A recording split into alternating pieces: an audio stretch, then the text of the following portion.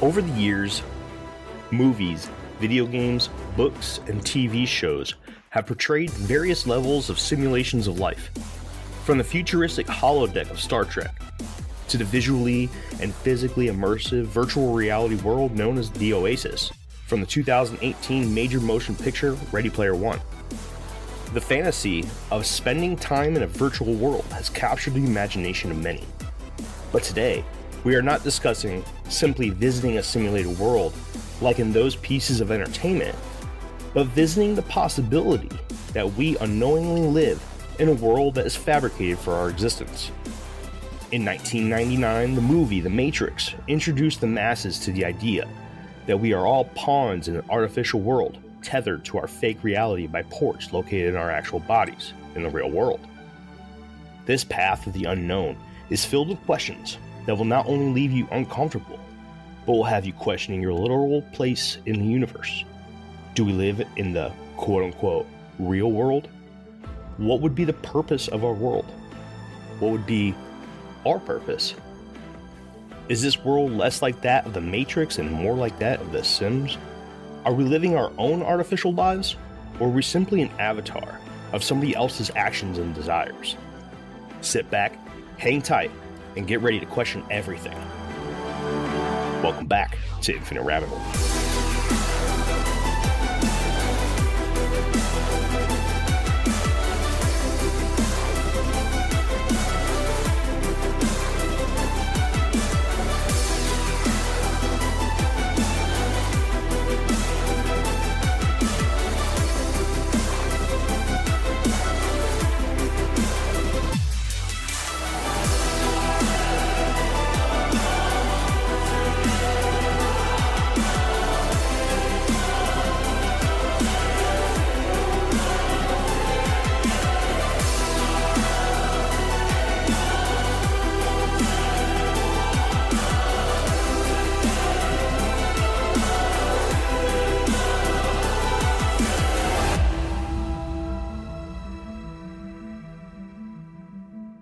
Welcome back to Infinite Rabbit Hole, everybody. I'm Jeremy. I'm your host today. And I have a very special episode for you today. Today we're having one of our absolute biggest and longest running fans finally come onto the show. I'll take most responsibility for the long wait, but I can't take all of it. I also have to pass it on to one of my co-hosts who is also joining us today, Jake. Oh.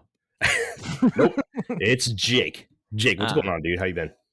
I've been good. I've been real good. I finished the motorcycle, finished the project. I've been riding it around, been really hectic at my house, a lot of busy stuff going on, but I'm excited for this episode. It's been a long time coming. We've been blowing off this fan for a very long time, and it's not good. So I'm glad that we're finally getting to it. Yeah. Well, me too, man. I've been looking forward to this. You know, this was a subject that was originally brought up to our attention by him for our first fan appreciation episode. Yeah, like 17 months ago. Like a long time ago. And we purposely didn't do it then because that was an episode that was multiple subjects. Mm-hmm. And we were like, there's no way that this thing can just fit into a sliver of an episode. So we're like, we gotta save this. So we're saving it for today for the most part, but we'll get into that here in a second. Let me get the rest of the student body in here real quick. We'll introduce the new kid first, Kenzar. Welcome. Hey. How are you today? Hi. I'm not too bad. How about you? Just great. I went to my son's little birthday party today. That was a blast. I'll tell you, I love hanging out with a bunch of kids. It's fun. But yeah. Well, good. And then there's Jeffrey, the crazy conspiracy theorist guy. Crazy conspiracy theory guy, Jeff. How you doing, man? What's up, bud? I'm doing fantastic. How are you, bud? Doing good. How's your beard? It's thick and voluptuous as always. Thank you for asking. Yes. Good. Very, very good. Do either you guys have any updates for all the listeners? No? I won the lottery. No, you didn't. I did not. You are correct. Because you're still here. Whoa. We know that you would leave us in a heartbeat if you did. Absolutely not. I would actually build a really dank underground bunker with a studio in it and just move everybody out there, and we would do this like even better. Really? No, you wouldn't. That sounds Yeah, I awesome. would. No, I totally You would. wouldn't. I would. No, you wouldn't. And it would also be my show. It'd be Buy you out. Be like, I'll offer you $10. Be like, deal. Done. All right. Well, Jake, I'm gonna go ahead and pass this off to you, man. This guest is near and dear to your heart. He's near and dear to my heart too. Don't get me wrong. But you have special interest here, so go ahead and introduce our guest for the night. Okay, so the easiest way to introduce our guest is to talk about how important he is to the show.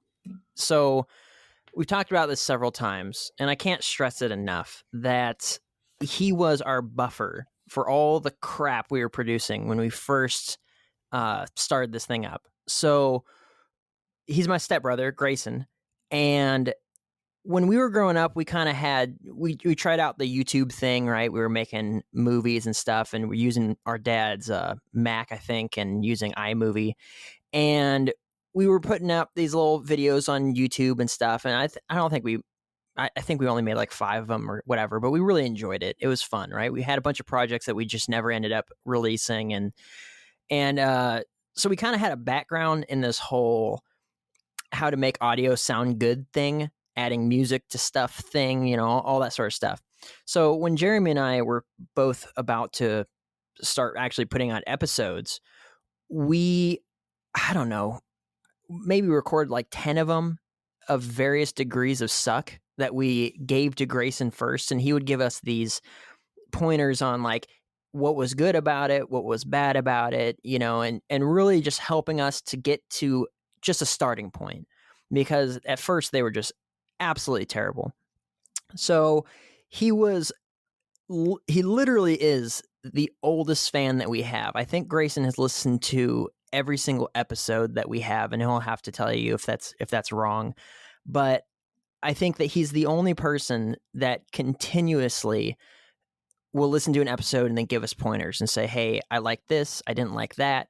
And we use his input as a huge factor in building up the show. So every time we make a change, or nearly every time that we make a change to the podcast or we go in a different direction, it's more than likely because of Grayson's input.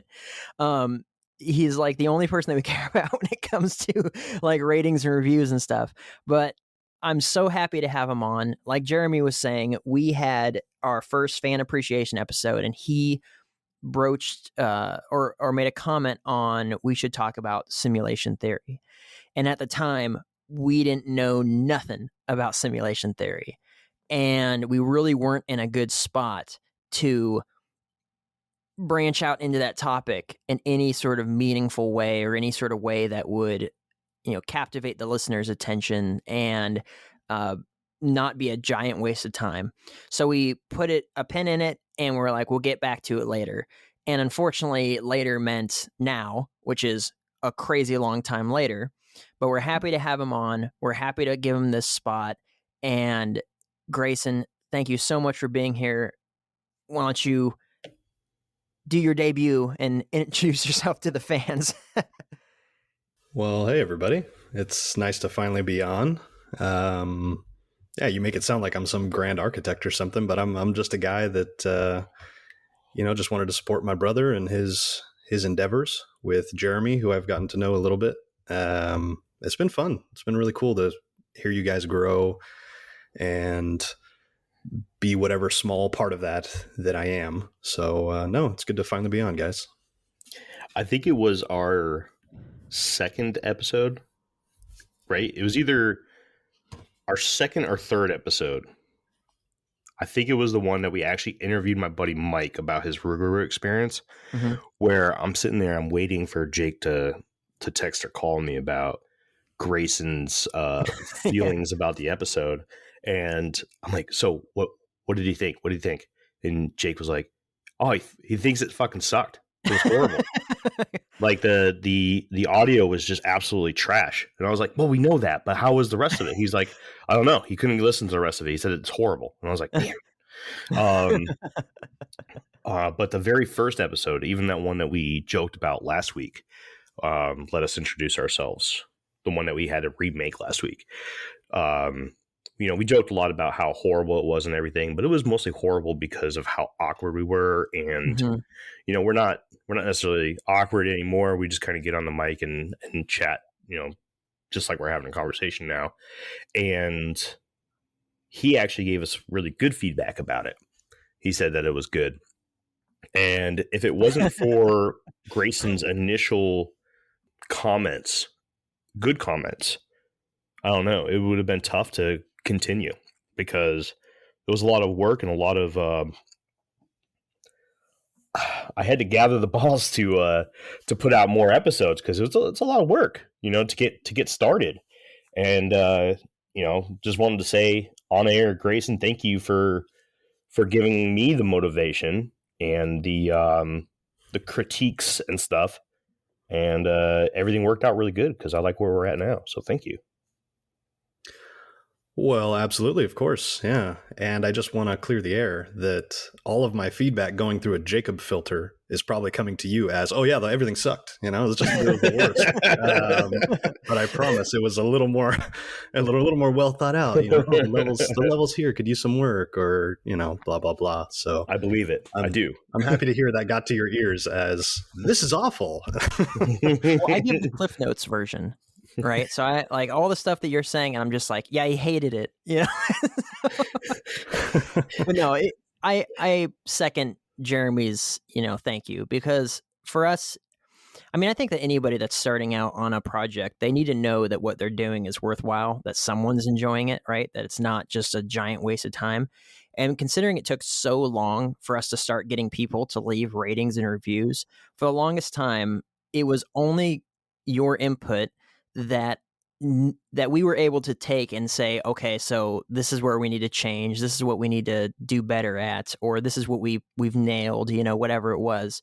And you were very consistent with us. So we hold you at such a high regard because you literally were that one fan that was helping us to build to where we are now. Because before we had anyone else ever hitting us up and saying like, hey, I really didn't like that, or I like this, or, I like this content or whatever, you were that person for us. And so I also agree with Jeremy that when he says that, we are here today because of your input, it's absolutely legit. Yeah, I definitely, it's interesting that you mentioned that when you were kind of introducing me. It kind of took me back, like listening to you do this project was taking me back to childhood, right? Me and you working on Dad's Mac and trying to figure out how audio levels work. And it's just like, whoa, blowing out our own eardrums because we don't know what we're doing. So it was kind of cool to itch that again, right? Of just like, oh, wow, Jacob's doing this thing that, maybe if I give some feedback, it'll change some things. So it was interesting to hear the next episode and realize like, oh, wow, they're taking my feedback with, I don't know, it's landing somewhere, It wasn't like it was going into a black hole and it's just like, whatever, I'm going to do my own thing. So I think it's also a credit to both of you guys, you and Jeremy, that listened, right? And it's just my only perspective, I didn't want like up to be a part of it. I guess I'm waiting for my invitation to be a host now. If your track record holds true, gotta wait for Jeff to bow out. Once he wins the lottery, there's rumors that we're done. So yeah, once I buy the podcast, I got you, bud. But I think it takes a big person to hear some well-meaning, feedback of like, hey, this wasn't so great, or what was going on here, and work that into the next episode. So credit to you guys. It may seem like I was being big about it, but I was throwing chairs. Not gonna lie. Yeah. Jeremy freaks out. I do. I freaked out and I was like, well, I guess I'm just not good enough for anything now. Yeah. I was like, I'm gonna go UA. I'm done. Leaving not ever going to podcast again. And then See, Jake had to talk me off the cliff. Well, that's what's so good about me being a buffer is because I tell him, Grayson said it sucked. And then Jeremy goes on this huge long rant and I text back Grayson. I said, Jeremy says, okay. So, so that's my role in this whole thing. And I feel like I've served my purpose well. But no, it was taken well. I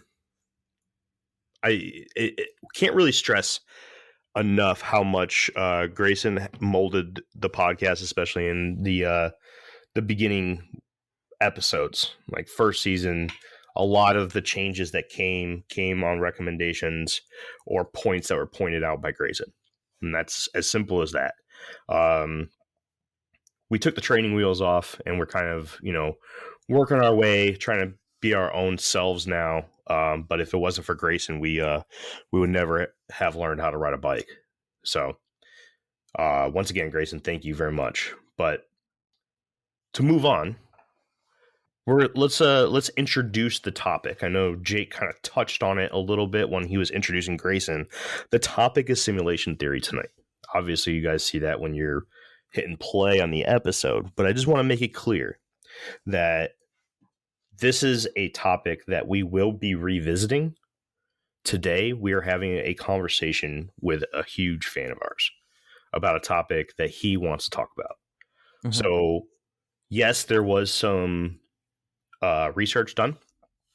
I will put a little bit of it out there, but this topic will be revisited. We have some really cool ideas to do with this topic and make a really big thing out of it. And I'm hoping to have Grayson back in the future to revisit it. But the research for the actual information dump on simulation theory and everything behind it just isn't ready. I've literally been researching this topic ever since I put down the book on Injured Cold over almost 2 months ago, and it's so dense, right? Well, it's because you're not an astrophysician. I'm not an astrophysician. I'm not a right. Yes, I'm not an astrophysician. We'll just stick with that.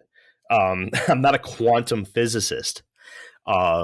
So that's what it was. Quantum physicians. Quantum physicist. So, when I'm reading these books and I'm looking at these articles and I'm reading these peer-reviewed reports and articles and stuff, there's a lot of Googling that I have to do to understand it, because in order for me to pass it down to you guys, I need to know all of the terminology. I need to know what they're doing in these studies and everything. And this is something that people go to school for 8 to 12 years for. And I'm trying to fit it all into 2 months, and it's just not working for me right now. So I'm not smart enough to bring all of quantum physics to the table quite yet. But basically, Cliff Notes, Jeremy's a slacker. Exactly. All right, guys. Okay. There's a reason why I'm not a quantum physicist, but I'm working on it, and I will blow your fucking minds when we finally get to it. But for today, we're going to have a really fun conversation with Grayson. I got some pretty fun questions that I would love to hear his opinion, as well as Jeff Kenzar and Jake's opinions as well. And we're just going to have a good time just chatting away about some simulation theory. So before we get into everyone's thoughts and opinions and all that stuff, what is simulation theory?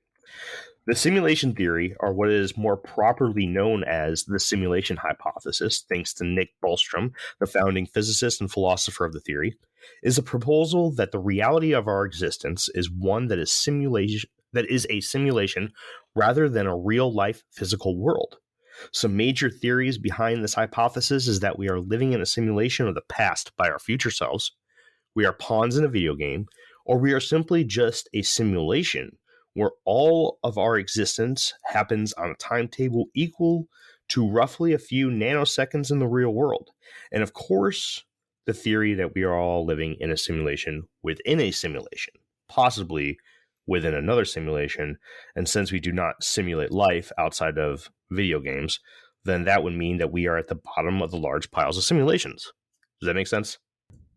Nope. So let's start off with that.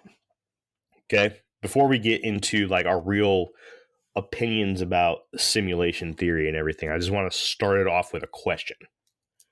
How do you guys feel about the possibility of us being in a simulation? How do you feel? Are you comfortable with it?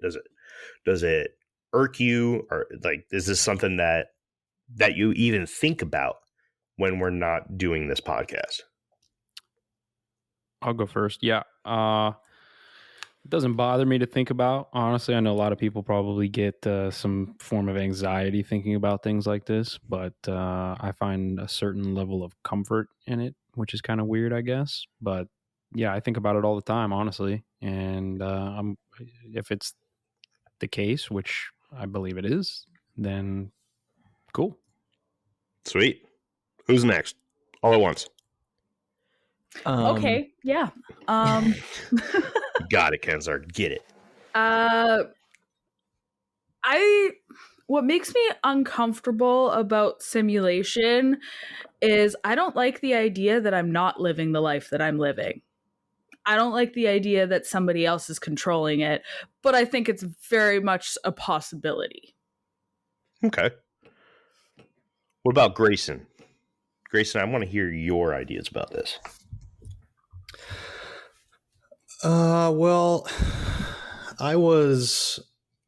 this was not a topic that I gave much thought about until I actually heard Nick Bostrom on the Rogan podcast kind of articulating the simulation argument, which is a little different than the simulation theory. Right.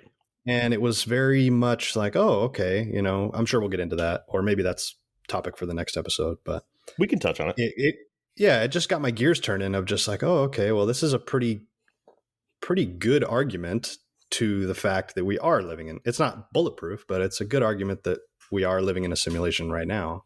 It's like, oh man. So I just started thinking, well, what does that mean? Does that really change anything if we assume that we are, does that make what we're experiencing any less real?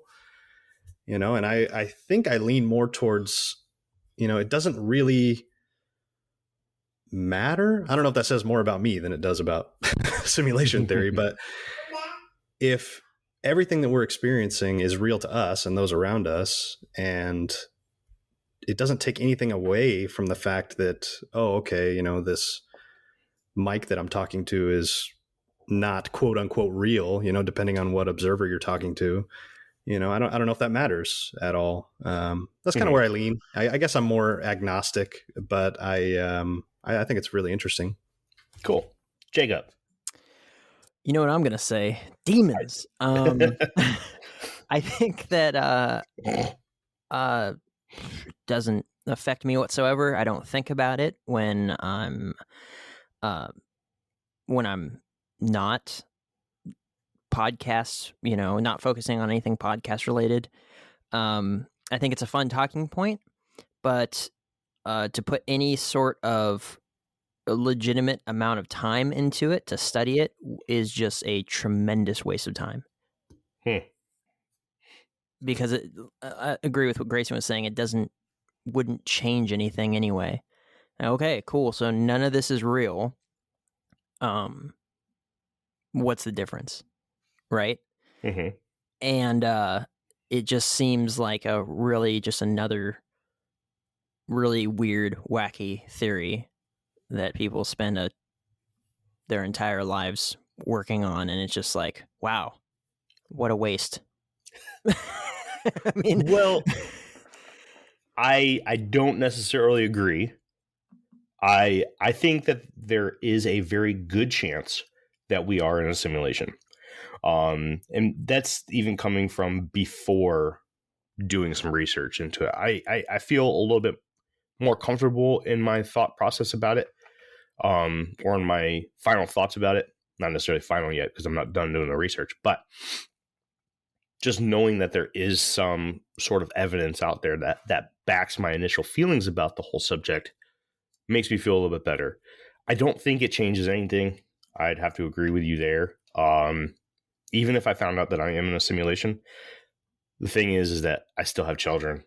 I still have my wife, my animals. this podcast, things that I care about, and whether they're simulations or not, I still love them. And I'm going to continue to love them. You know, I can see how some people would take the idea. Well, okay, well, let's move into the next little piece I have here too. So there is stories, and I don't have one in particular. Again, I haven't really started writing the notes for this yet. I'm more in the research phase. But when we come to the actual simulation theory episode, I'll have the actual story with me. There's one in particular I'm thinking about, and I can't think of the names. I can't think of the time frame or anything like that. But there was one person who got so obsessed with the simulation theory in the movie The Matrix, where he picked up his phone, his telephone, heard the dial tone, said something into the phone from the movie, turned around and killed his parents because he believed that they were NPCs in a simulation. Have either any of you guys heard of this before? No, but if we are in a simulation, then what does it matter? Yeah, I heard that story. I don't remember the guy's name either, but I do remember reading about that. It does sound familiar. So again, you know, those that are listening, please forgive me for not having that information right now. I do feel bad, but this is, again, just a conversation piece, right? And that's what I kind of want to say is that, you know, if anybody out there is feeling like they're in a simulation, I don't agree with Jake about what does it even matter. I do think it matters. You know, it doesn't matter what the people or, you know, whatever you love, you still love them and you don't want to cause harm to them. Right. No matter what, being in the simulation or not doesn't affect the way that I feel about my life and the people that are in it. Well, I mean, but that's basically what I'm saying is that, like, if we are in a simulation, then that's just another way of really assigning or saying that nothing has value. Well, right? Because that's the alternative is that if we all believed that we were in a simulation, then technically we could do whatever we wanted and there would be no real, you know, consequences to our actions. Well, I would rather simulate my life in my house than in a jail cell. You know, I think that perspective, Jake, honestly, is a very black pill perspective on the simulation theory. Not to say that it's right or wrong. I just think it's a very black pill perspective because from my perspective, right, like, again, I'm not going to say I'm a firm believer that we live in a simulation, but I definitely lean into that idea quite a bit. And it's actually very empowering to me in a lot of ways where I feel, I don't want to use the word manifestation because that's not what it is, but it's something like from my perspective, when I understand that I'm in a simulation and that I have some level of control over the synchronicities that happen in life, that things fall into place much more easily for me. I tend to do things as you would do, like good things because of your faith. I try to do good things because I do think that this is a simulation in a form of a test or a school. So that's another good topic, synchronicities, right? Again, I don't have the definition for synchronicities. Hey, real quick, are you talking about Joshua Cook? Joshua Cook, the guy who killed his parents? He was 19 years old? Yes. Okay. Synchronicities, right? What's a good definition for synchronicities? I got you. You ready? Yep. Synchronicity. This I just Googled it while you were looking. This is the Wikipedia definition, which, you know, take this with a grain of salt. But synchronicity is a concept first introduced by analytical psychologist Carl Jung to describe circumstances that appear meaningfully related yet lack a causal connection. Right. So, yeah. So, like you were saying, a synchronicity, right? We're sitting here talking about simulation theory, right? And we go sit on our couch, and the very first thing that's going to pop up as an advertisement is a trailer for the new Matrix movie. Right? Now, that's a very vague sense of a synchronicity. It could be anything. There's been a lot of synchronicities going on lately. Like, The Simpsons is literally full of synchronicities. We see something happen on the screen with The Simpsons, and then we see it happen in real life. A lot of people will say that's a synchronicity. And it's not necessarily them telling the future. It is us seeing something that doesn't necessarily have any relationship whatsoever, but we're seeing it as a relationship. And then, of course, there's the spiritual side of synchronicities. You know, I was talking to so-and-so this today and about another person that I haven't talked to in 10 years. Literally today, they messaged me on Facebook. The person I was just talking about that I haven't talked to in 10 years. That's a synchronicity. And I know a lot of us have had that happen, right? Where you're talking or you're thinking about something, and then out of left field, something along the lines of your conversation or your thought happens. And, you know, I've heard all kinds of things like they're starting to read your brain waves, and they're creating advertisements or pushing a scenario that matches your brainwave because they're reading your minds, dude. I think that it's more of a good piece of evidence for us living in a simulation. Because what happens in a video game? Synchronicities happen all the time in a video game. And we'll get more into the video game concept of it. Jeff, I saw you come off mic or come into mic. You want to talk? Yeah, I was just going to say that, well, two things. One, the whole reading your brainwaves thing, that is partially true. I'm just saying. Put your tinfoil hat back on, dude. It's partially true. But the synchronicity, like the advertising thing, I don't know if that's necessarily a synchronicity or if that's just more algorithms knowing what it is that you want. But whatever, I failed. No, you're good. But like, yeah, you know, you're talking about somebody and then they call you, right? Or I was trying to move and I was talking to my girlfriend on the phone one night, and just for for no good reason, I pulled up the app to look at houses, and an hour prior to me pulling up the app, the house that I live in now got posted, and it's got all the things that we wanted. And it's not like I went and actively looked for this house, although I was looking for houses, but it just popped in, you know, when it was needed. Right. That's a really good example of a synchronicity. That's a spiritual synchronicity, right? They have, there's different flavors of synchronicities out there. You know, and we'll hear Phil from the Unexplained Inc. podcast talk about synchronicities, and he talks about a lot of spiritual ones.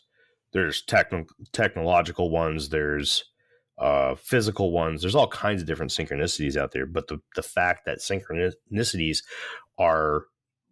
they exist, right? There's really no argument against that. I personally believe that synchronicities do exist. I feel like that's really good fodder for the argument. Yeah, and this is the kind of my point that I was making to Jake a minute ago. Is so I don't know what the key is or what is required in order to make more synchronicities happen in life. I've heard a lot of things, law of attraction, you know, being on high vibrational levels or whatever the case is. But thinking about this kind of thing makes me personally try to do the right thing most. Like I try not to bullshit people. You know, I just try to do good things as much as possible, because in my idea, that brings more synchronicities.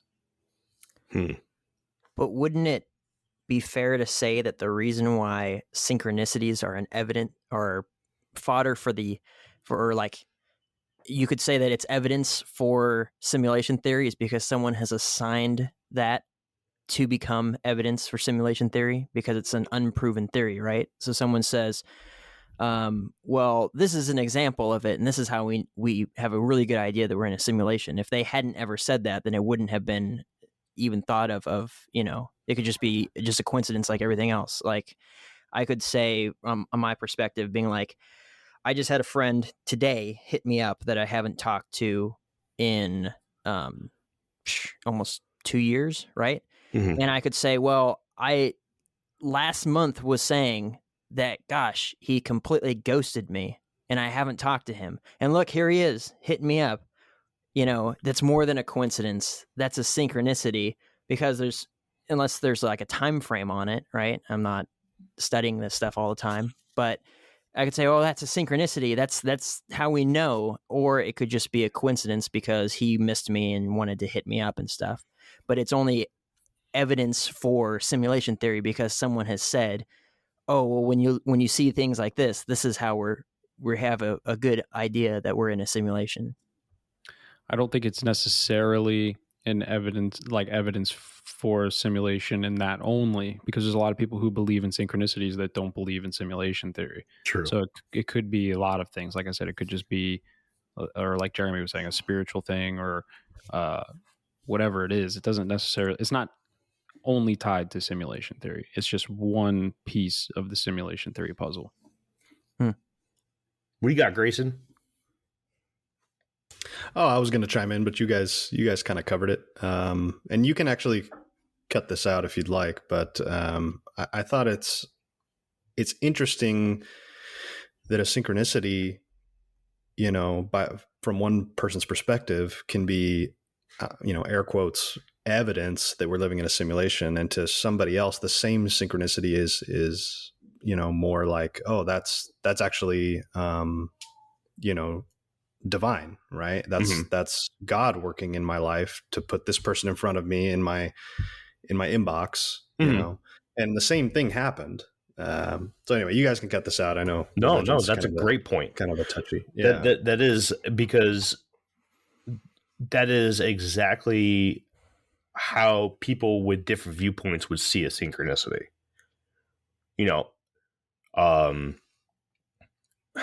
Forgive me, Jake. What is divine intervention? Yeah, that pretty much covers it. Like, I don't know. If I were to look into my life, it would be in my divine intervention would be that time that I almost drank myself to death at 150 pounds soaking wet. I blew 0.47 and came out of it with no brain, liver, or kidney damage. You could say that was divine intervention in a way to keep me from dying, because there was something else I was supposed to do. I was supposed to turn my life around. I was supposed to become a believer in Christ and preach the gospel. And I knew when I came out of that was why, right? It could be something more simple, like, my friend hitting me up and just being like, well, now that I'm in this place of being hardcore for Jesus, and I know that he doesn't believe, that this could be my opportunity to tell him, right? Because there's no one in his life right now that believes in Jesus. You could say that that's divine intervention. So yeah, I agree, and that's more or less how I would look at it. I really don't believe in coincidence whatsoever, right? Yeah. I think that everything kind of lines up for a divine purpose.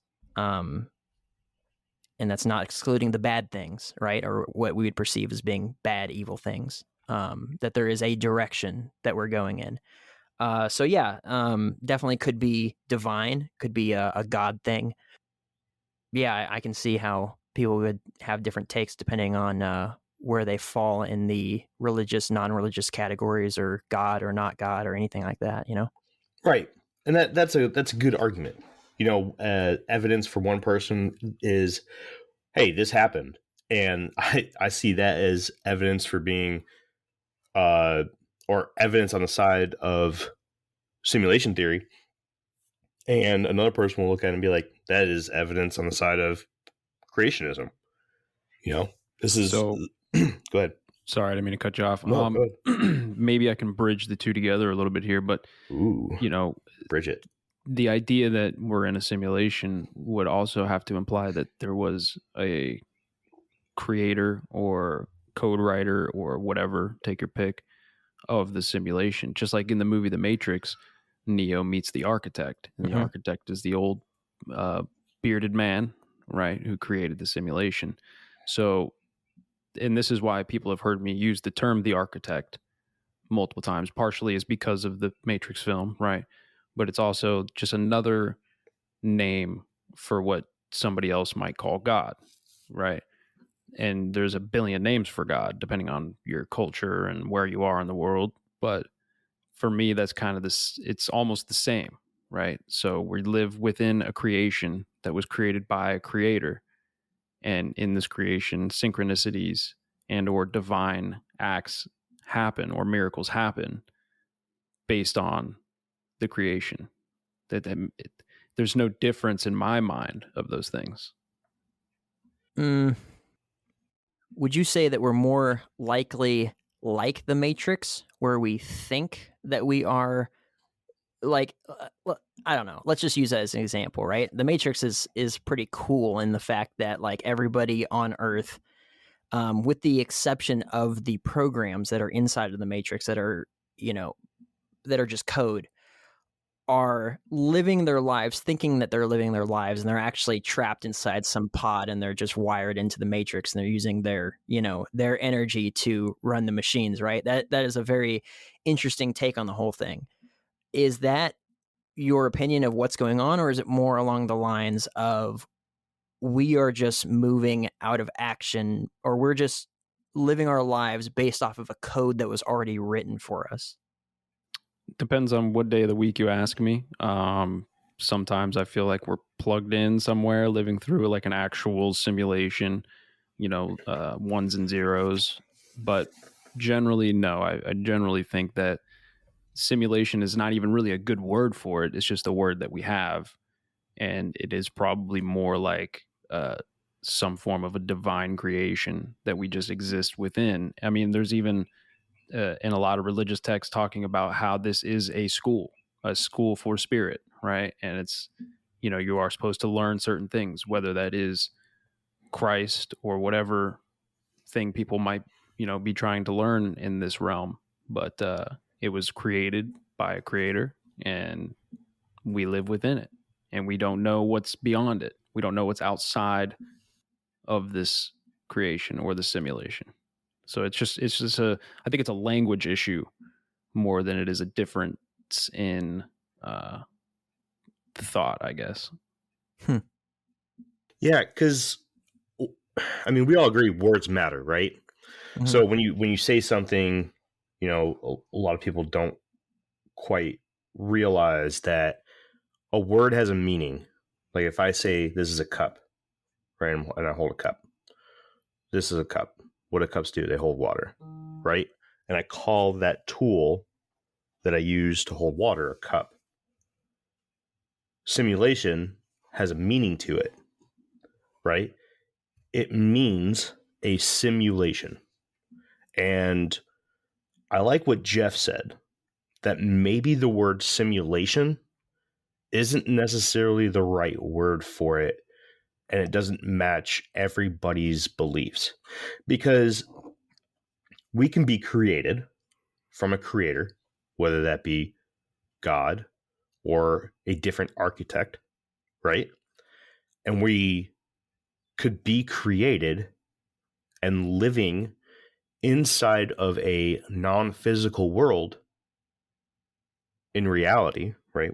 We live in a world that we see as reality, but it's non-physical. We perceive it as physical.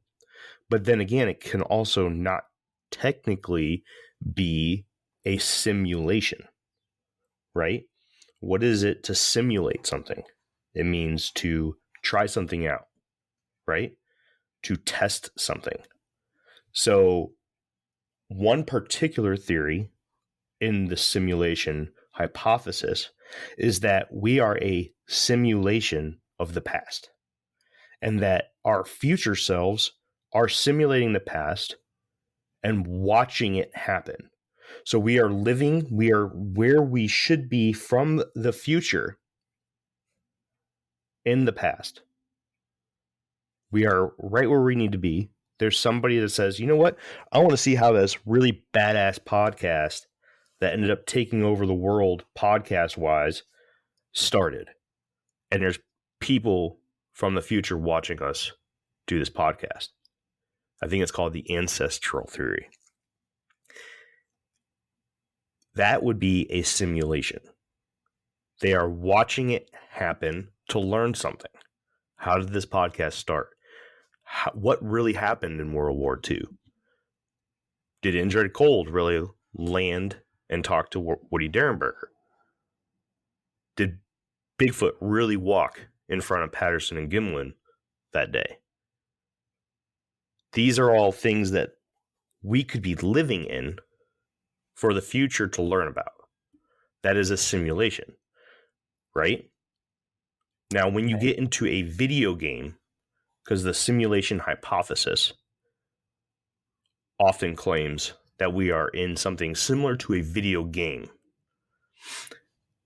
that doesn't necessarily mean a simulation. Now, one of the most popular video games or simulated video games is The Sims, right? Mm-hmm. But Jake, you and I, we play Ark. Yeah. Right? What are we technically simulating in Ark? Are we simulating anything? Yeah. I mean, we're simulating, I don't know. I want to say cavemen, but it's way more than that. I want to say it's a loose definition, right? Right. There's probably a better word for what we do on Ark. But farming. Yeah, pretty much. Hunting, gathering, farming. Yeah. Right? War. Yeah. Could we be simulating all that stuff? Yeah. But there's probably better words for it. So is simulation the right term? Grayson, what do you feel about that? I don't think I have a problem. Maybe as much as you're alluding to about the word simulation, I think it's fine. I guess to your Ark example, right? I don't know Ark very well, but it's a horrible game. You should never play it. Wow. Yeah, never take too much time. It's a tremendous waste of time. You ever got angry at your TV? I don't think I would have a problem describing that video game as simulating, it's like, okay, well, what if, there was a person that lived on this crazy world that was, chock full of crazy dinosaurs and crazy, whatever. It's like, okay, well, what would it take to survive? All right, well, what would it, what kind of sun would be in this solar system? Okay, let's put that in the sky. You're simulating something that's not in our history. It's not an ancestral simulation, but it is a science fiction one, right? Like I would consider a lot of, like make believe, Halo, all those games they're not real, but you are simulating. It's like, okay, well, what if? Okay, humanity has to fight these aliens that come from another.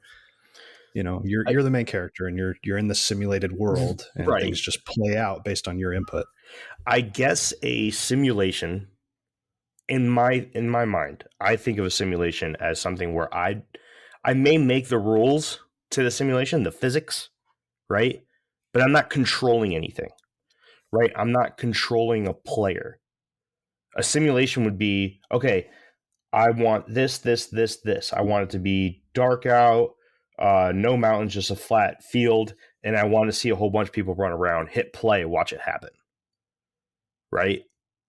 That's not, to me, that's not what we're doing. We're not just somebody didn't just hit play and watching it happen.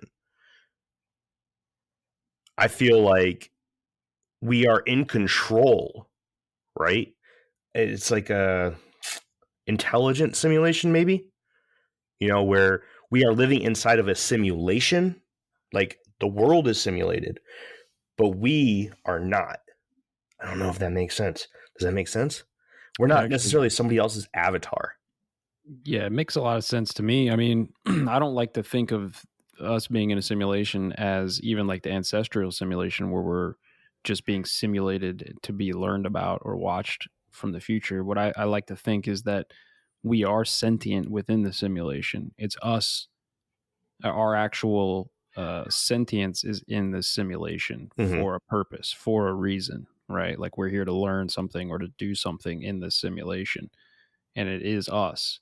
And like this guy you're talking about who killed his parents, like he had a totally misconstrued conception of what it means to be in the simulation. Right. And like you were saying, like you love your kids even if they are a simulation. No, like their sentience is also in the simulation, so they are not simulations. Right. You are not a simulation, but the world and the events and even the universe perhaps is the simulation that our sentience resides in. Thank you. That is exactly what I was trying to get through. And So I just went the long route. What's the difference between that and reality then? Because that would be, I want to say that the idea of, all this being a simulation or this is like the Matrix is that there's,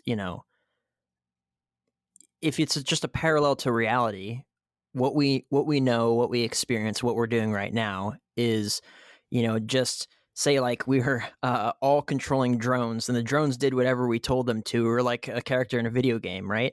I want my character to run forward and then turn left. And then I'm controlling this vessel and I'm running forward and I'm turning left and I'm doing whatever it is that I want to do, controlling this vessel because I'm sentient in this game. So it's just parallel to reality. So then what's the point? Well, let's just assume for a second. I know people are going to probably be like, you're contradicting yourself, Jeff. Let's just assume space is real and what they told us. Whoa, hey, Whoa. I'm not comfortable with this. Okay, All right. Okay, hold on. I feel Okay. attacked. Think about it. Well, it's just an idea, right? Like, what if we are in the mothership traveling to Earth to populate the Earth, and in that 10 trillion light year journey or whatever, right? We have to be plugged in to a simulation of the Earth in order to practice and get things right, so that when we get to the Earth, we don't do the things that we see right now when we watch the news.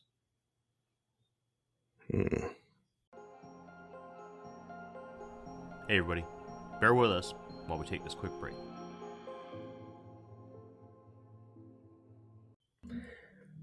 So I think it's interesting that you guys are, I guess, the Matrix version of the simulation hypothesis or theory is, I guess, the most comfortable, right? Of just like, okay, if we, just as a thought experiment, if like, okay, we're living and this, back to where we started, it's like this mic that I'm talking into is simulated, but I myself, although my avatar is simulated, like I exist, right? I'm in a vat somewhere.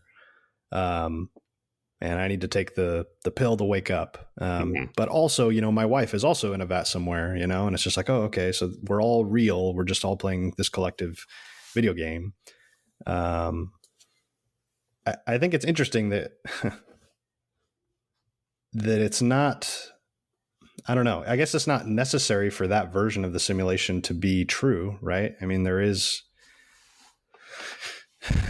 I guess it's simpler, right? Because you take out the problem of consciousness, right? Which is like, oh, it's impossible to simulate consciousness. I think that's one of the biggest arguments that comes up against the simulation argument, right? Is that, oh, it's not possible. Consciousness is not physical, so therefore it can't be simulated. But I guess with the Matrix version, it simplifies things. Consciousness is not in the simulation, or I guess it's not built into the simulation. We are providing the simulation consciousness through ourselves. But I guess that's a much bigger question. What is consciousness and how does that fit into all this? Right. Kenzo, you're quiet. Don't talk so much, Kenzar. Kenzar's just soaking it all in, what you guys have to say here. Well, what do you have to say here, Kenzar? Honestly, I don't know. The simulation kind of melts my brain. The way I view it is kind of like the video game, but I'm the main character in the video game. Jeremy's his own main character in his video game, and Jeff is, and Grayson's all in his. We're all on our own video game timeline. So we're all experiencing a simulation kind of differently from the next person. I don't know. It's to GTA me, it's like Online. Yeah. Like somebody is almost trying to not necessarily control me and my actions, but the world around me, which is why we experience such crazy things that happen worldwide. Anything really, like world wars, for example. Like, why am I experiencing that? Why are we experiencing that? Is somebody creating that to test us? Is somebody doing that to test me, test you? It's almost like someone's trying. It bothers me because I don't like the idea of somebody trying to control the world around me.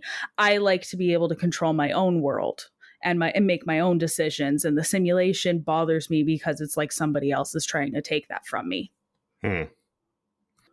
So let's talk about quantum indeterminacy. Indeterminacy. That word, right? This is the theory in quantum physics that everything is purposely incomplete until needed by the physical world. In layman's terms, this would be the equivalent to when you're playing a video game and you're watching the world render around you. This is done to save computing power and allow for a more seamless gameplay experience. Also applies to the famous question: if a tree falls in the woods and nobody is around to hear it, does it make a sound? No. No? Nope. Okay. So, okay, we'll stop right there for a second, right? If the tree falls in the woods and nobody's around to hear it, does it make a sound? No. Why? And because I know you're against simulation theory, right? Yeah. But if it didn't make a sound, that would be a very good piece of evidence for simulation theory, because that tree is out of render, right? So let me put it into video game terminology. And I'm going to use Ark for an example, because I'm talking to Jake here. We fly, or we teleport to another teleportation pad, right? And it happens instantaneously, or however long it takes to load, right? But do we know for a fact that there's anything there that's going to kill us? Is there a T-Rex there or a Giga that is going to kill us right away? We don't know until we get there, right? Okay. So technically, is there a Giga there before we teleport to that position? Or is it determined once we get there? I would say, because of my luck on that game, that it's already there, already waiting to kill me. I could be wrong, but that's what it seems like. It's waiting for a wyvern to be tired so it can eat both of us. Isn't this wyvern. the famous cat experiment? We're getting there. The T-Rex is there and it isn't there at the same time. Exactly, and we're getting there. And that's kind of where I'm getting to with this tree falling, right? If it doesn't make a sound, and the next time someone shows up in that portion of the woods and that tree is just on the ground, did it ever actually go through the motions of falling? Or did it, when it rendered in, was it just on the ground? Okay, so bear with me, and I could be completely wrong, and I probably am. You're wrong. What's up? You're wrong. Oh, okay. I thought you said hold on. So sound is just vibrations, right? It's true. But it's not really sound until someone is around to, or something that can hear is around to translate those vibrations into a noise. So if nothing is around there to translate those vibrations into a noise, then it's not really sound, it's just vibrations. So my question to you is the past happening, or does the past only happen once it's witnessed by somebody? Well, that doesn't make any sense. But anyway, it's literally what you're telling me. Well, the other side of that is that everything vibrates in the universe or on Earth, depending on who you're talking to, me or Jeff. But everything vibrates. So technically everything makes sound. So even we just can't perceive it most of the time. So even if that tree, whether it falls or it doesn't fall, it's standing, it's making sound 100% of the time, all the time. So yes and no. Okay. So let's That's the smartest thing I've ever heard you say. It's had not. an I've heard him entire say smart discussion on things. this in my work center for 6 hours the other day. And this is the thing I came So- up with. And I was just like, Hold on. well, yes and no. All right. So you're talking about sound waves, right? Yeah. Let's change the question. If a tree falls in the woods and nobody is around to see it, does it fall? I'm gonna say no, and I'm gonna defer to the what's that experiment? The observer effect. The Schrodinger's cat. We'll Yeah. get there. I'm Right. literally getting to that point. Right. But what I'm trying to And- prove to Jake here Then yes. is, Because so we you see- think it does fall? Yeah, we see Because if falling there's trees nobody in the- there to absorb the light, because what is sight? Well, no, that right? doesn't change. Just because there's a blind person standing next to it and can't see it, that doesn't change the physical Right, form but from it it's being hitting a standing different falling. sense, right? If nobody's Right. there to smell, taste, touch, hear, Tree. okay. No one's tasting the tree. Is it there? Is it a simulation? I'm gonna burn my house down because it's a simulation. It doesn't matter. Let's move on. I'm gonna go crazy. Another way of describing quantum indeterminacy is by saying that all outcomes exist unless one particular outcome is observed. In the book, The Simulation Hypothesis by Rizwa Verk, he explains this by explaining that before entering a movie theater, every seat is a possibility to sit at to enjoy the movie. But once you witness the availability, the outcome changes dramatically, no matter whether you see nobody else in the theater or a crammed, packed theater. And once you sit down, that seat is your new reality. And yet another example is that of Schrodinger's cat, an exercise used often when explaining quantum indeterminacy and more specifically quantum superposition. The exercise asks this question: if a cart was left in a box, if a cat was left in a box for an hour with a flask of radioactive material, which opens once an internal monitor detects radioactivity, after the hour, is the cat dead or alive?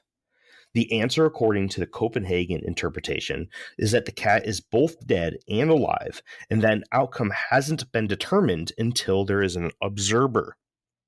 Once that box is opened and the cat is witnessed either dead or alive, then the outcome is written with 100% certainty. So, Kenzar, since your brain's nice and fried, if I put a cat in a box in front of you, a wooden crate, and I threw a flask in there with radioactive material, and I put a Geiger counter in there, and if that Geiger counter measured even the smallest inkling of radioactive material, it would shatter that flask and kill the cat. Right? Yeah. So, I close the crate up. We walk into the other room. We come back. Can't hear nothing coming from the crate. Soundproof, right? No way of telling whether this cat is dead or alive. Before we open it up, I ask, is the cat dead or is the cat alive? What's your answer? I honestly would say dead.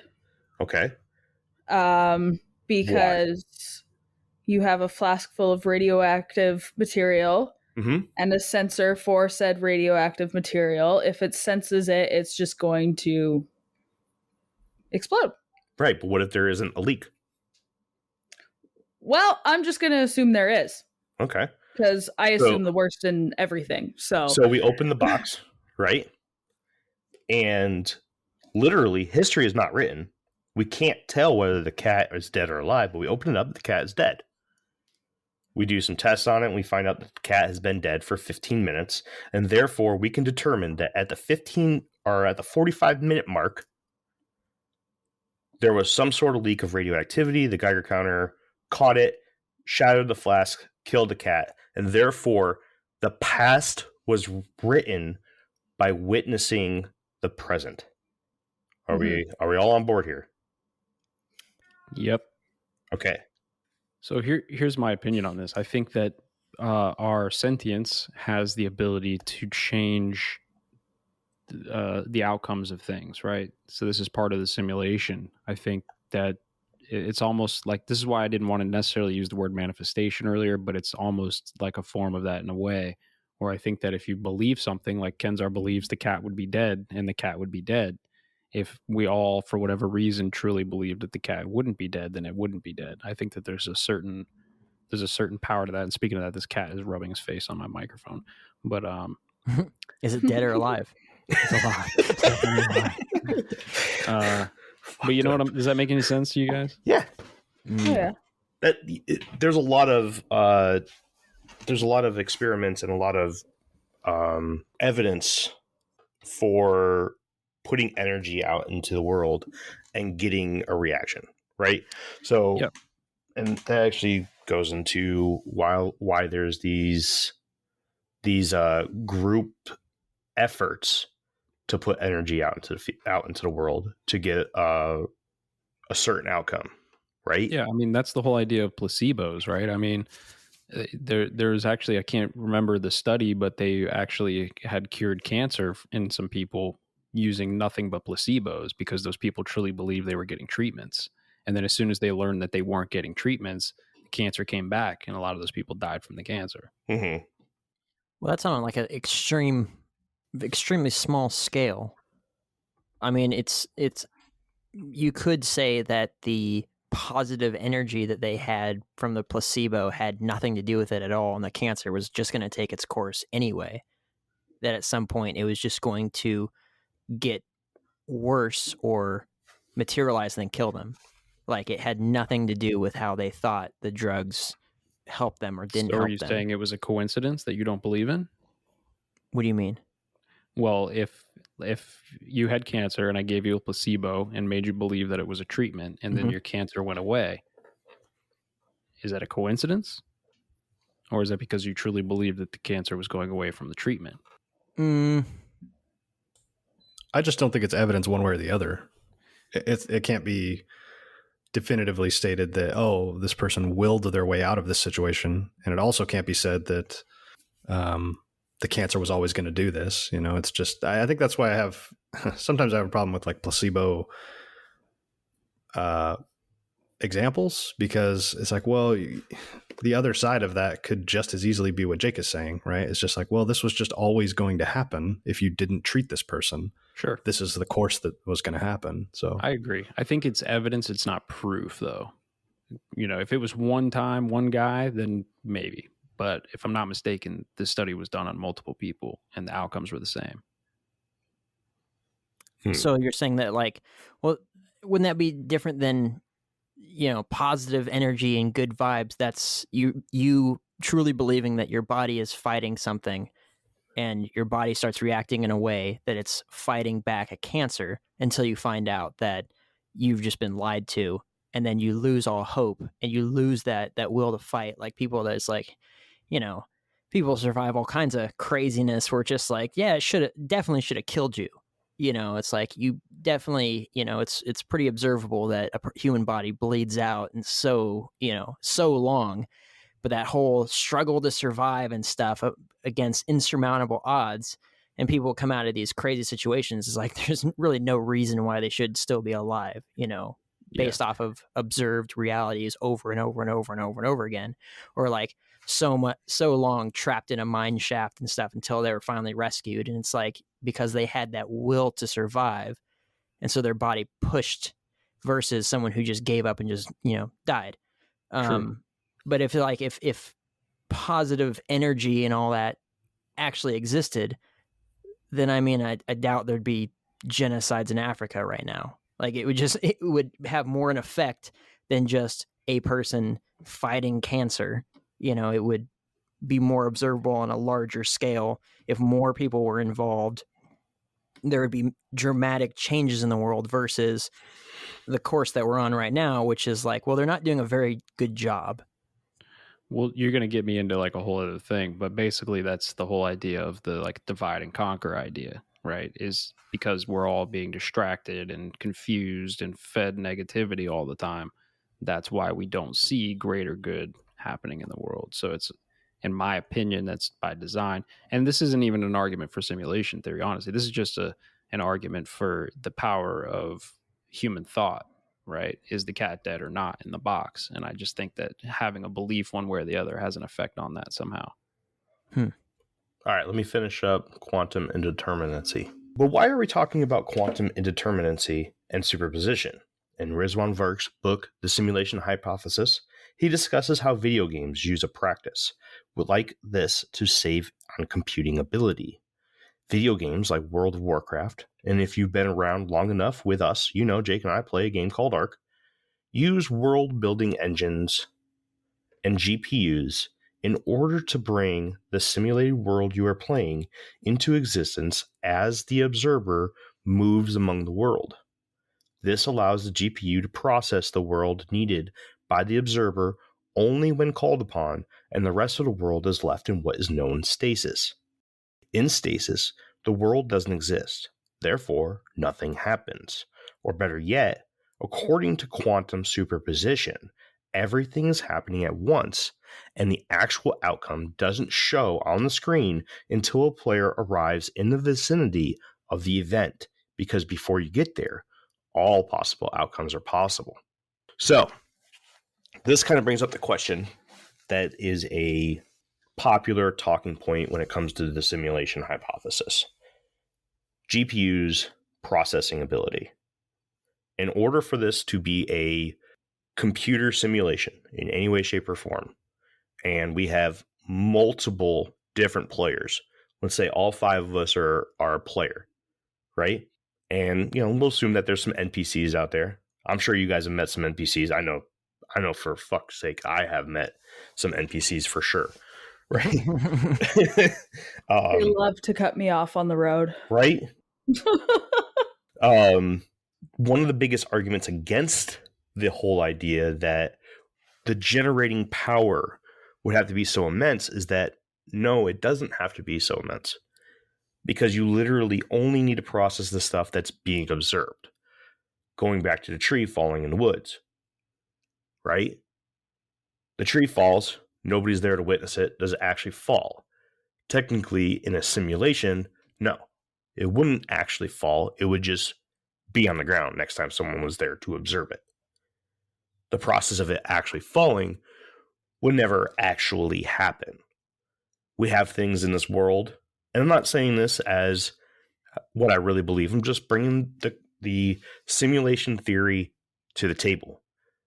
But we are influenced by a lot of different things. We wake up, we look at our phone, it says that there was a plane crash, right? Mm-hmm. In Missouri.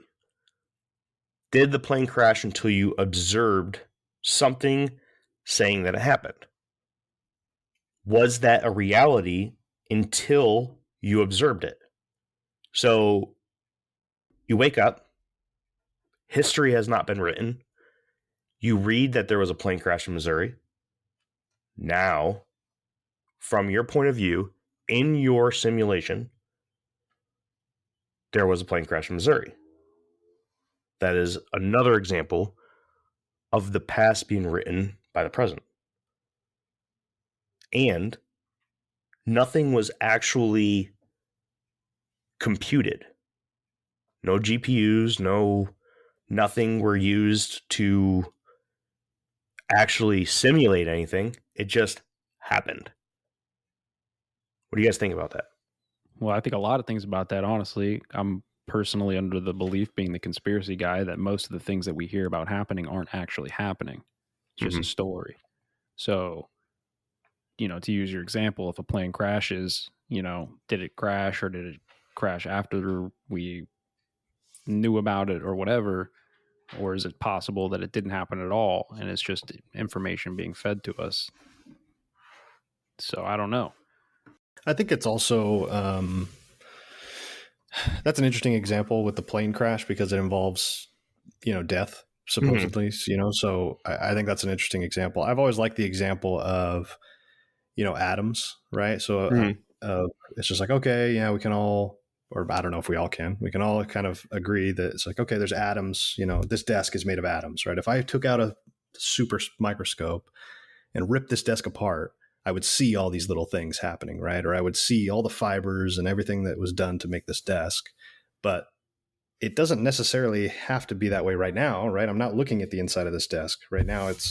I can feel it. But until I take a hammer to it, I don't know what it's made of, right? I have a general understanding. So I think, to Jeremy's point, you can save a lot of computing power by not simulating things, to the nth degree. You don't need to simulate most of the ocean, right? Until there's like a person there that's that's in the ocean, and then taking a water sample and putting it under a microscope and be like, oh yeah, look, there's bacteria in here, that kind of thing. Right.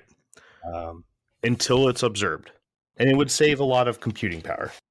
But is that technically evidence?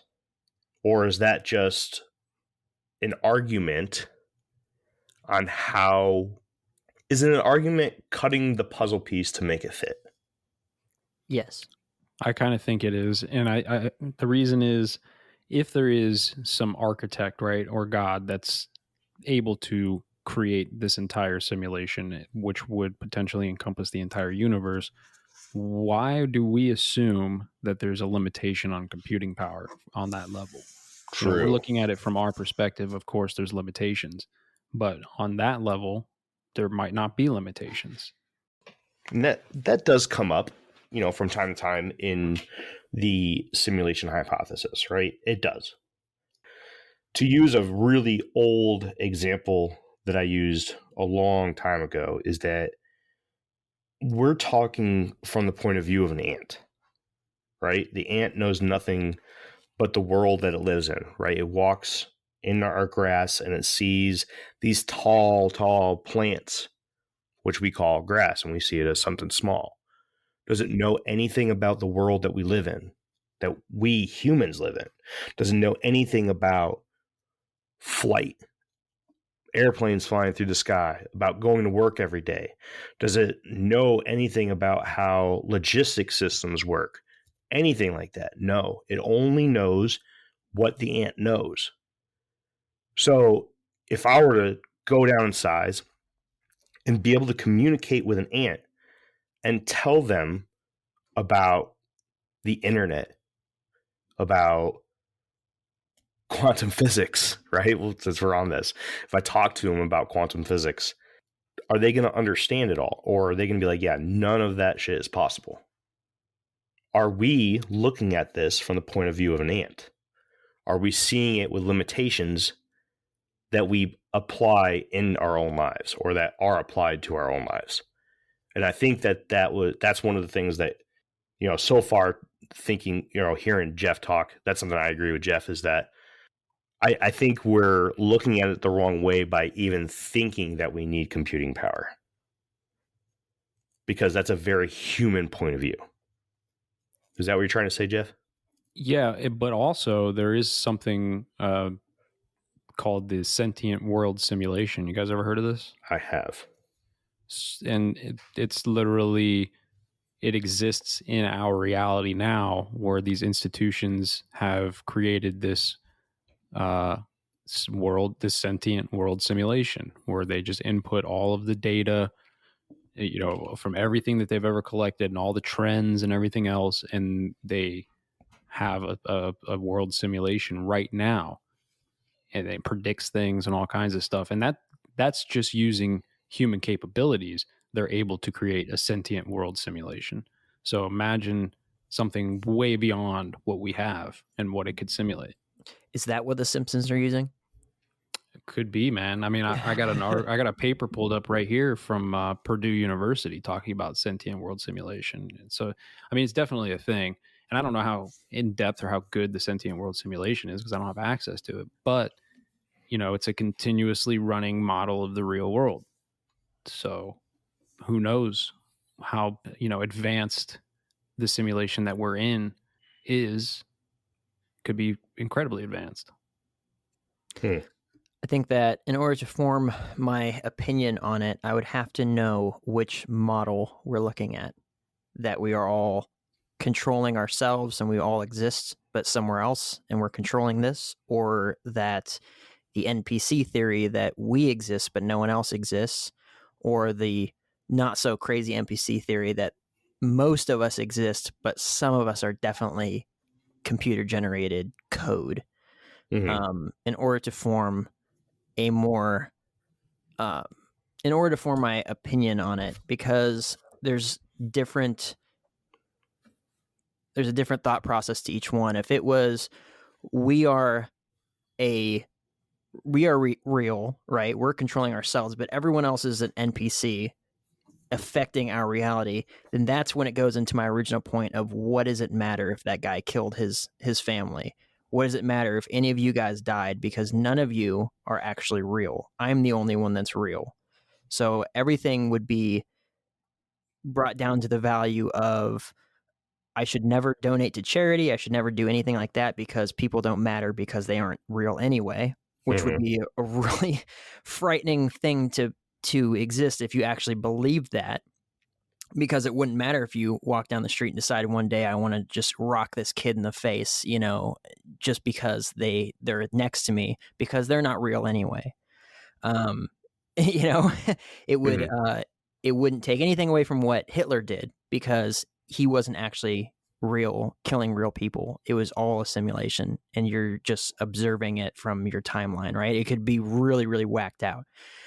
The idea that there's most of us are real, but there's definitely some simulations, some NPCs out there. I could get behind that one, in that, like, we've all seen that person in the grocery store that's just standing there staring off into space, and it's just like they are just a code that's wasting space, right? They're supposed to be here to make this thing feel more realistic. It's funny. I don't believe this whatsoever, but that one would be more in line with reality, right? Or like what Kenzar was saying, being cut off. They're always written in code to travel that path. You just happen to be behind them in your reality. So when they cut you off, they weren't actually cutting you off. That was the path that was written for them to travel. Like people driving in cars in Grand Theft Auto, you just happen to be behind them when they were going to make that change into that other lane. Or the other one, which is the more matrixy version, which is that we all exist somewhere else, but we are affecting this reality, and we're all just kind of playing together, and we just don't know it, that's the way reality is, in which case it would be just a parallel of this world, because there would be consequences. You would be killing an actual person, and it would be affecting their body somewhere else. So I would have to know the model of which one we're talking about, or if it's none of those and it's something else entirely, to really formulate a good opinion. But from where I sit right now, this is, like I said, an incredible waste of time. But that's just me, right? I personally subscribe to the idea that most of us are sentient within the simulation, and a smaller percentage of us are NPCs. You guys ever heard of the dead internet theory? No. It basically suggests that, I don't remember the exact percentage, I'm just going to throw a number, 75% of the internet is just artificial intelligence. They're like zombified profiles is what I believe the term is. Yeah, the most of the profiles you interact with online, and most of the content that's online, is just generated via artificial intelligence. It's not actually a person behind the profiles, and that's like a big chunk of the internet. So I think it is, most of us are sentient, and then there's just a lot of things being simulated to fill out the simulation. I see, digital asset. So that would go into your idea that when people talk about the population on Earth, that it's not even close to what they're saying. Right. I made a connection. So just as just as, I mean, to be contrarian, I guess, kind of the three options that Jake laid out, I think there might be a fourth one, and maybe I missed it in your number 2 there, but how do you guys feel about the possibility that we are all NPCs, right? So I know this is like one of the darker ones, because, okay, there is no physical body that Grayson is tied to outside of the matrix, right? I'm just part of the simulation, and the simulation is so advanced that I believe that I am conscious, right? Like of course I must be real, I am real. So I think that is kind of a fourth option, is that we're all NPCs, and our descendants are the ones that are simulating us. Because I think the Matrix problem, or the Matrix version of this, right, where that can get a little weird and a little dicey. Well, I mean, I guess the whole topic's dicey and weird, but it's if yeah, if it's like, if we're all plugged in, right, physically plugged in a vat. If my wife's simulation and my simulation, it's like, oh, cool, we met each other in this simulated world. Well, we have a son, so did our son get plugged in at that time, or is he not real, right? I think that's where it can get a little weird, of just like, once you start tying things back to some biological vat somewhere in the future, where it, I guess instinctually in my head, just for the sake of the argument, is it makes a lot more sense that no, it's all digital code, and we're all, it's real to us. It doesn't make it any less real to the NPCs in Ark, right? It's just like, no, that dinosaur really did that to that person.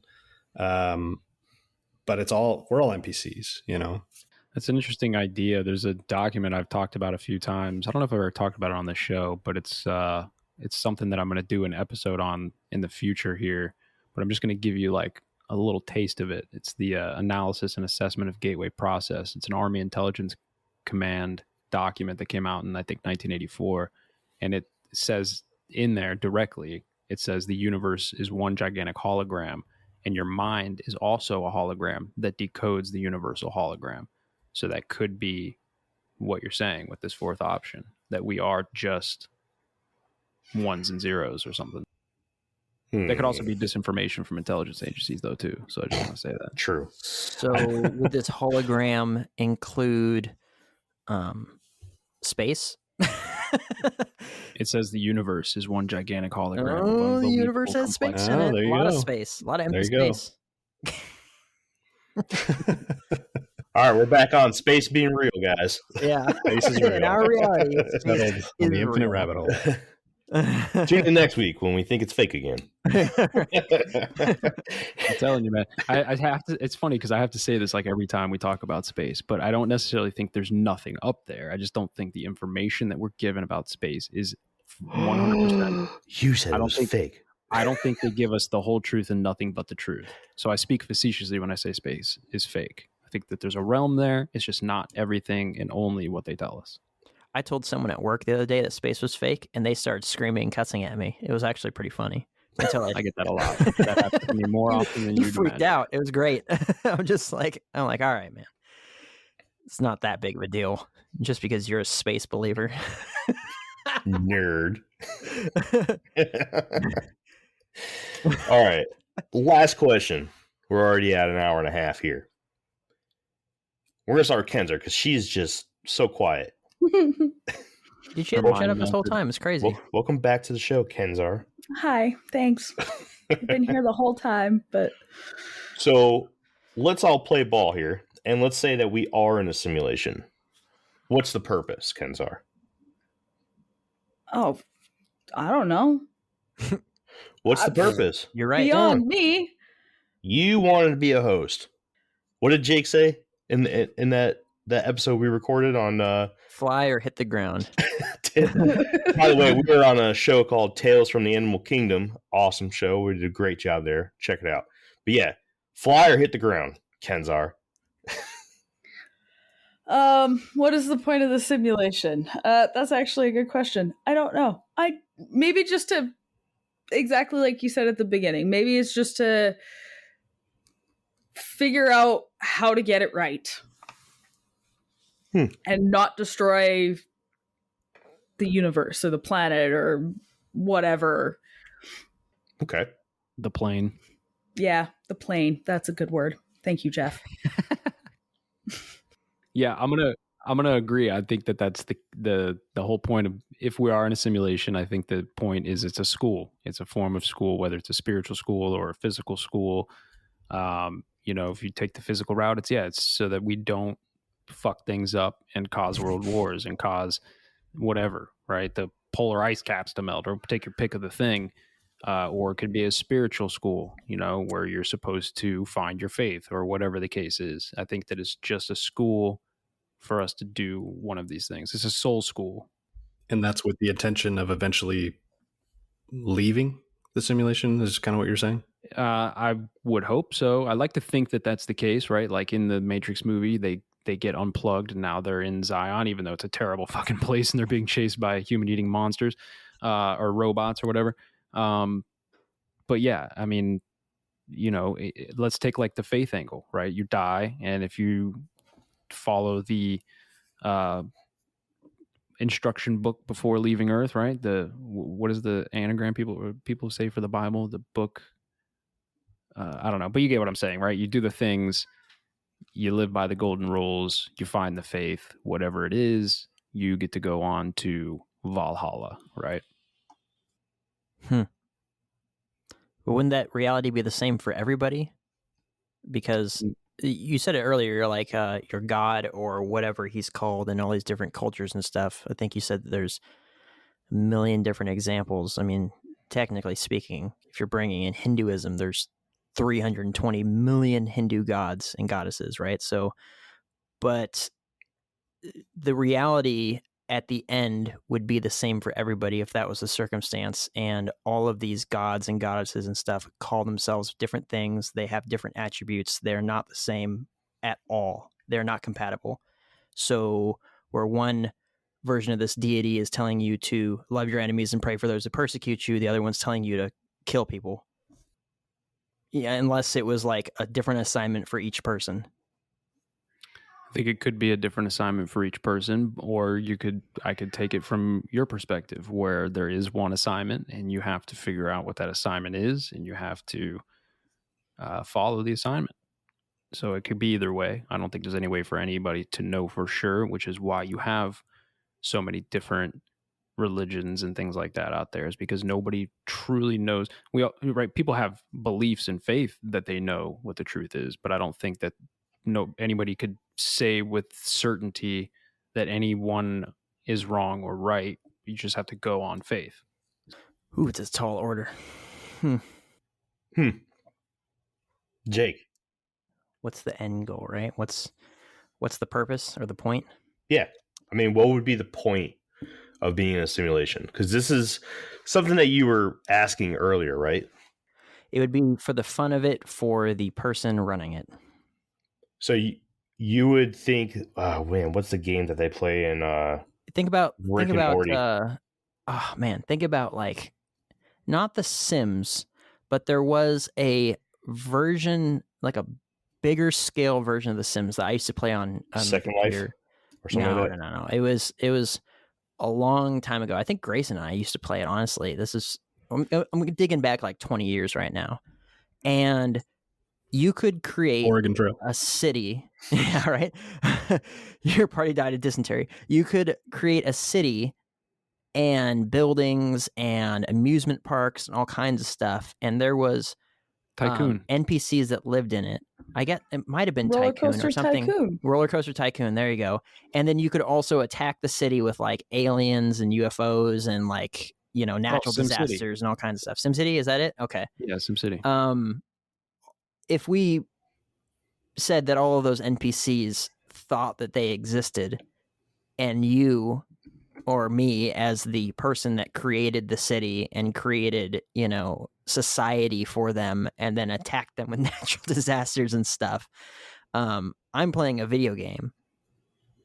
But what if they thought that they were real? Right. And it's just like, let's see how many tornadoes I need to make to turn this city into nothing. Mm-hmm. If this was a circumstance where we were all stuck in a simulation, then I would imagine that it would be for the enjoyment of the person creating the simulation. So Jake is the kid with a magnifying glass burning all the ants. Well, that's all that we have right now at our disposal. Every single version of any simulation we've ever played, except for those really dumb games where there's no real way to win, like Flappy Bird. But we're all take it back. Yeah, take that. We're all playing our characters and the NPCs exist for our enjoyment to play through the mission and to win. We are outside of that particular simulation. So the only thing I really have to go off of is that, right? When I play, or like I don't play it anymore, but when I played Grand Theft Auto or whatever, everybody, with the exception of being online, everybody that was there was created by the game to increase my enjoyment with the game, to play through the missions and do all that sort of stuff, right? If they had existed in a reality where they had existed in a spot where they thought that they actually existed, right? And they were coming up to me telling me those dumb NPC things, like giving me hints for the game and stuff, but that's like, they thought in reality that's, hey, I'm giving you a tip. You should use an umbrella when it's raining. You won't get cold quite as quickly. Whatever it was. But it's all built for my enjoyment as the person playing the game. But I'm saying as a more broader sort of a thing, if we are all those NPCs and we're all existing, that's the model I'm using right now, which is Grayson's model. If we're all NPCs and somehow this consciousness exists in a form that we think that we really exist, but in reality, we are our quote unquote free will and our decisions is us already playing through. It's like fate, already playing through what is written for us to do for the enjoyment of the person or the being or whatever that created the simulation. That's as deep as you're going to get from me, and I refuse to believe it. Make sense? Yeah, makes all the sense. Thank you. Yeah. You're the most sense. What do you know? You're an NPC. Yeah, exactly. Grayson, what do you think, man? You think you exist. Yeah, this is of all the stuff we talked about, right? This is probably the biggest question. It's like, well, why? If we give you, if we give this to you, yeah, okay, we're all in a simulation. It's like, well, why? So there are a couple answers that I have just remembered. They kind of stuck in my head of like, oh, this could be interesting. And I think that, one of them is a little, I don't know, a little more futile than the other. So I guess we can start with that, is that, and just as a little background, as just an example. So I work for a solar company and I just design systems all day, right? So part of that step is to simulate how much production is this system going to output, right? So I have control of a lot of the parameters of this tool. I can just be like, okay, this is going to produce, X power. Well, what happens if I put it 500 feet in the air? Does that change anything? Or what if I put it in Antarctica? It's like, oh, well, let's simulate there. But there are certain parameters that I can't change, right? Like, oh, this is where the sun is, right? This is historical weather data for the area, stuff like that. I don't have control over.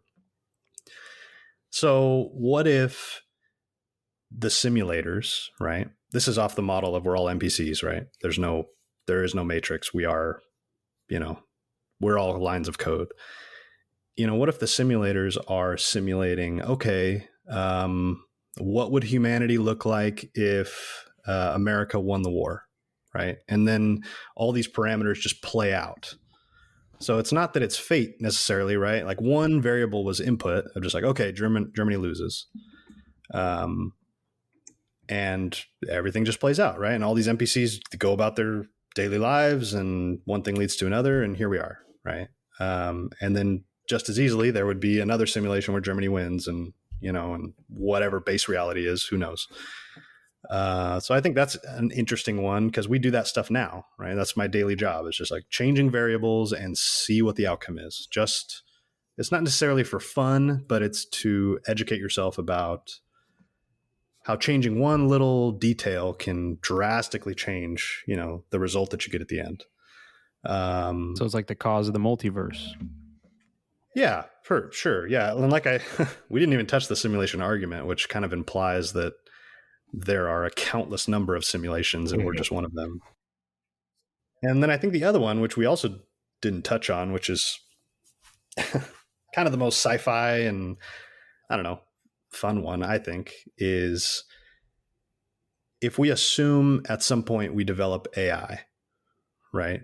And to avoid a Skynet situation, before turning this thing online, right? We're like, oh my gosh, we created this artificial intelligence and we know that it's just going to outpace us in every way. How do we ensure that this AI sees the value of humanity, right? Sees the value of keeping humans alive? It's like, well, maybe it would make sense to give this AI the experience of all the humans that ever existed, right? Good and bad. Mm-hmm. And then we are just an ancestor simulation for this AI, teaching it that it's like, hey, this is what humanity is, and it would be this simulation a billion times over or whatever it takes. I don't know. But maybe this is like, we're a failsafe for Terminator 2 so that doesn't happen.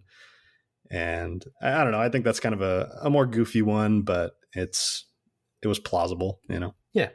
I like the first one. The first one is right out of Philip K. Dick and his Man in the High Castle. It's just, I don't know if you guys ever read that or I think there's a show on it now, but that's right out of there. So I'm going to go ahead and go down a different route. I'm going to end this episode as if it was a season finale of a Futurama season and make everybody cry, or a series, after how many times Futurama ended. What if one too many? What if there's only a few humans left, and in order to feel what it felt like in the past to be surrounded by multiple humans, we plunged ourselves into a reality in which we can feel not alone again? We simulated the world.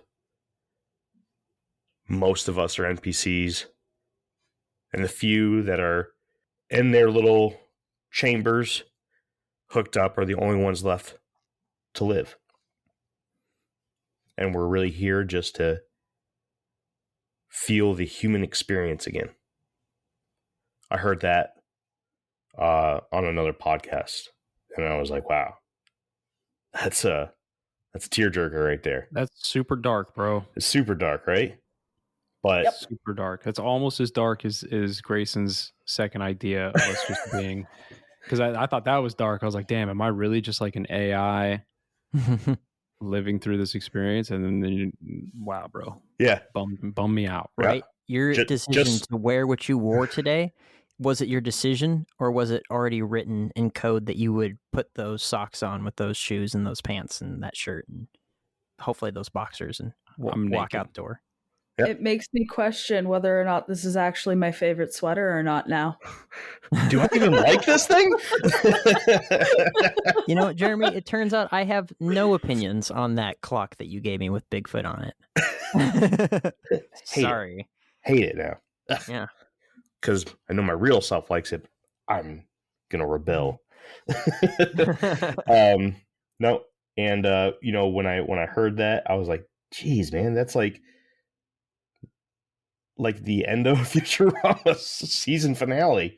I'm like, because I don't know if you guys watched Futurama. Kenzar, I think I heard you say that you have. Absolutely, I've watched it's like Futurama. Every time they end that series, man, it's like, I'm not crying, you're crying. As you were saying that, all I could think of was the episode where Farnsworth's parents got plugged into a simulation world. Yes. Exactly. Oh man. So that's it. Grayson, thank you for coming on, man. I hope that you enjoyed the conversation. Yeah, of course, guys. It's long overdue. And it's nice to finally talk with Jeff and Kenzar too. I gotta say, this whole experience has been kind of surreal. When I heard you guys, Jeremy, giving your little spiel at the beginning of the episode, and then Jacob, coming in, it's just like introducing the hosts. It's like I've heard that so many times now in my ears, and then to realize like, oh man, I got to talk here in a second. That's pretty. It's kind of cool, isn't it? Yeah, it's very cool. So thank you guys. I appreciate the invite. Hey, absolutely. Like I said, we'll once we get everything hammered out for like a really good deep dive into simulation theory, where we're dumping out all the evidence and going over all the quantum physics and theories and stuff. We'll have you back on, but I think that this was a fun little experiment. You know, this wasn't something that I was initially wanting to do for Grayson's first episode on the show, because I was really working hard to try to get this all hammered out for him so that he can come on and have his mind blown and, you know, give him the infinite rabbit hole experience. But this conversation was cool. It was really cool. Enjoyed all of your points of views, and you guys did not disappoint. So, I love these free flow conversations, man. This is my favorite way to do things. well, don't get used to them, Jeff. Man, Yeah, Grayson, I don't quit. get too worked up over it. It's probably not even real anyway. And with that being said, this kind of wraps up what would normally be our season break. So these free form chat conversation episodes that Jeff loves so much. We'll probably throw a few more in whenever we need a break, because we're moving to a new format. But we have some really exciting interviews coming up. Next week, we'll be talking to Sarah Cooper of the Snallygaster Museum in Frederick County, Maryland. She is the owner of the only female-run cryptid museum in the world. And she is a wealth of knowledge into the Snallygaster, and it's going to be a lot of fun. She is in the world of cryptozoology, CryptidCon, travels and does all of this cool stuff, you know, kind of reminiscent of Asher's in a way. And it's going to be a lot of fun. And I really do look forward to that. And I look forward to presenting that to the travelers of the Infinite Rabbit Hole. Before we go, does anybody else have anything to say to all the people listening in tonight? Come to the group. Yes. Come join us on the Facebook group. We're dropping fire and blowing each A lot other's of fun. minds with about giant tadpoles and 6-foot apes and all kinds of craziness. Yeah. Definitely Yeah. check it out. buy a shirt or become a monthly supporter, man. Gas prices are crazy, and it costs me a lot to drive all the way Yeah. out to My Jake's house to drive do this show. From the living room to the office is intense. Ooh, I hit the mic. You're fired. I know. All right, well, if nobody else has anything else to say, Grayson, again, thanks, man. Really do Thank you so appreciate you much. coming on. Jake, Jeff, Kenzar, it's always a pleasure, and I can't wait to jump into, I can't say the new season. It's just going to be 2022's version of the Infinite Rabbit Hole. Thank you all for sticking with us for so long, and next week starts the new journey. Thank you for meeting us at this point in the Infinite Rabbit Hole. We'll see you next time. Bye. Bye. Grayson, you got to say bye. Bye. There it is.